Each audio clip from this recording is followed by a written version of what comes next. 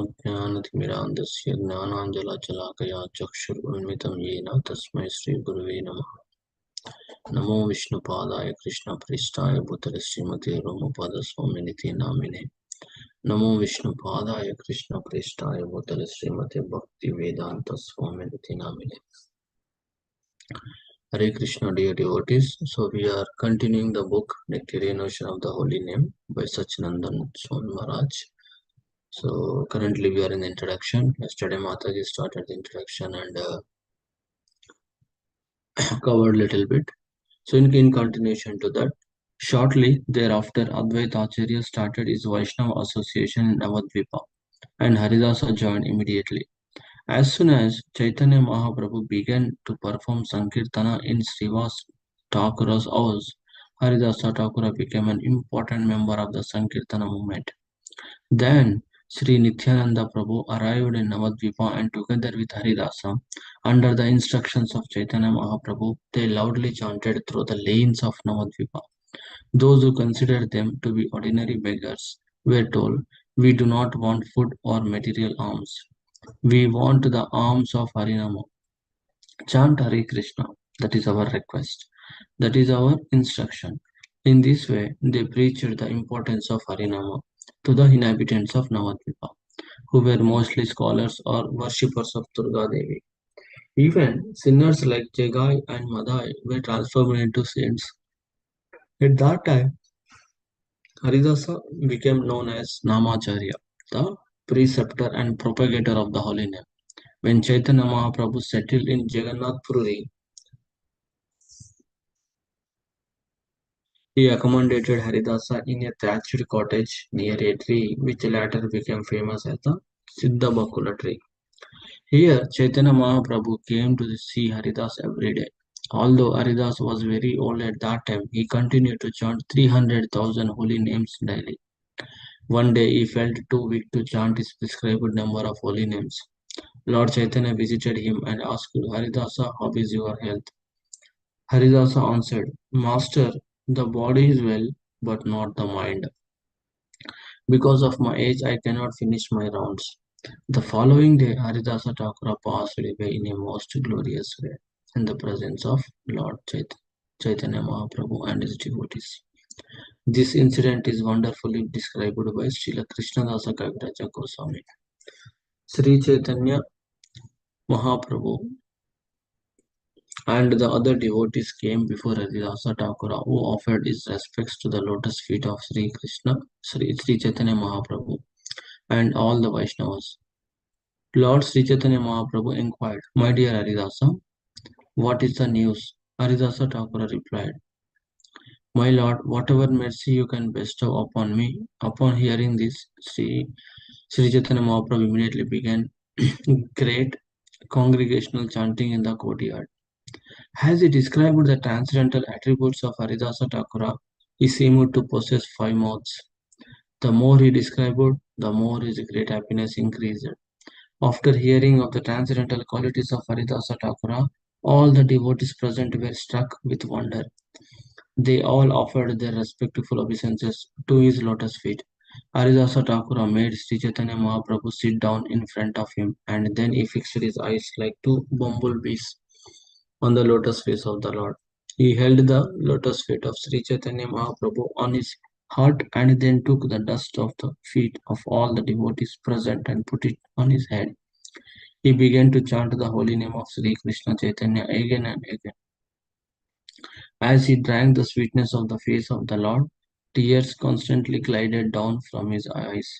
While chanting the holy name of Sri Krishna Chaitanya, he gave up his air of life and left his body. Seeing the wonderful death of Haridasa Thakura by his own will, which was just like a great mystic yogis, everyone remembered the passing away of Bhishma. There was a great tumultuous noise as they all chanted the holy name Hari and Krishna. Sri Chaitanya Mahaprabhu, overwhelmed with ecstatic love, raised the body of Haridasa Thakura and placed it on his lap.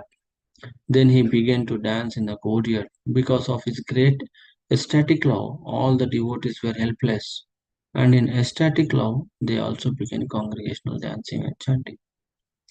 The body of Haridasa Thakura was then raised onto a carrier that resembled an airship and taken to the sea, accompanied by congregational chanting. Sri Chaitanya Mahaprabhu bathed the body of Haridasa Thakura in the sea and then declared, "From this day on, this sea has become a great pilgrimage site."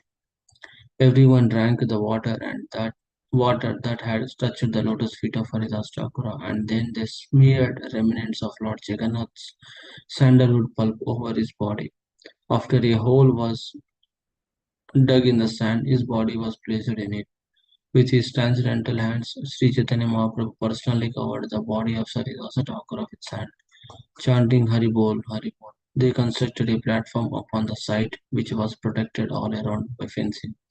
Sri Chaitanya Mahaprabhu danced and chanted around the platform, as the holy name of Hari rolled tumultuously, the whole universe became filled with the vibration, except from the Sri Chaitanya Antaliya level 0.46 to 70. Haridas Thakura's example continues to inspire devotees all over the world. Even to the present day, his message is simple. In life and death, fill your mouth with the nectar of the holy name, which will provide you with the direct association of the Lord. Srila Bhaktivinoda Thakura wrote a wonderful poem for Haridasa Thakura. He reasons ill who tell that Vaishnavas die, when thou art living still in sound. The Vaishnavas die to live, and living try to spread the holy name around. Saragrahi Vaishnava verse 9, written by Srila Bhaktivinoda Thakur in Jagannath Puri in 1871, in contemplation of the Samadhi of Sri Haridasa Thakur.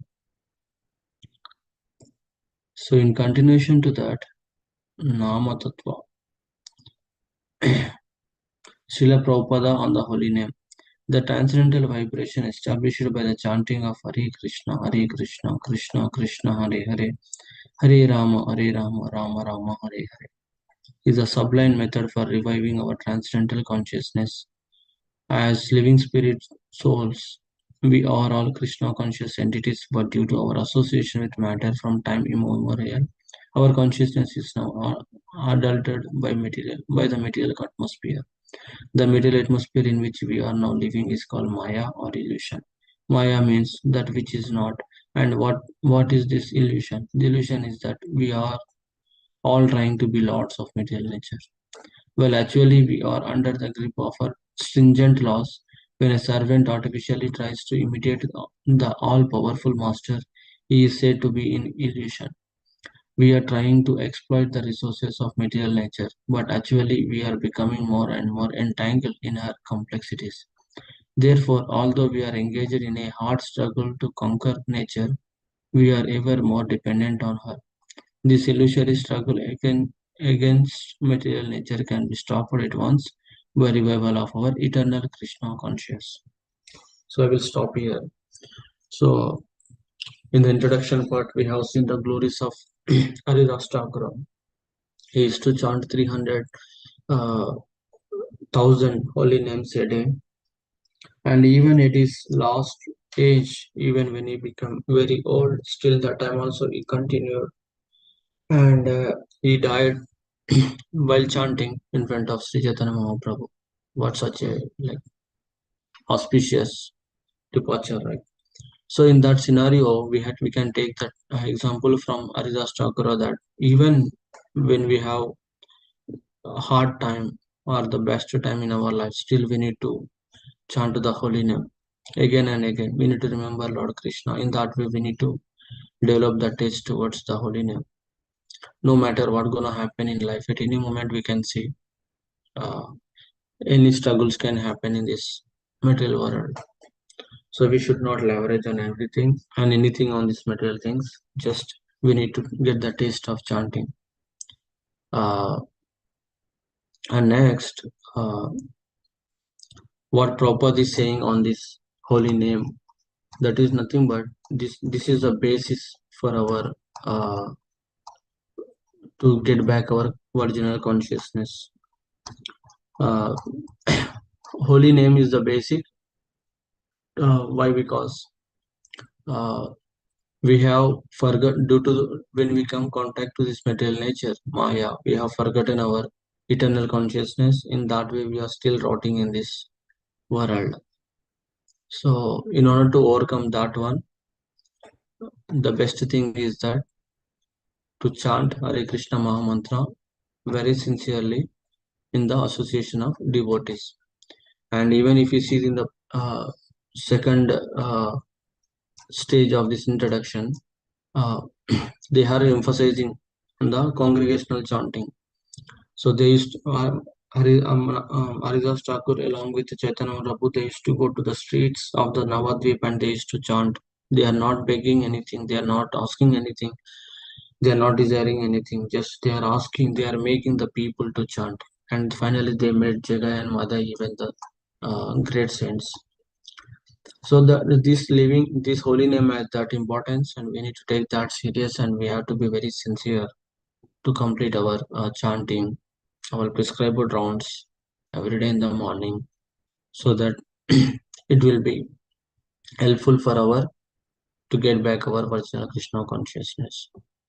So I will stop here.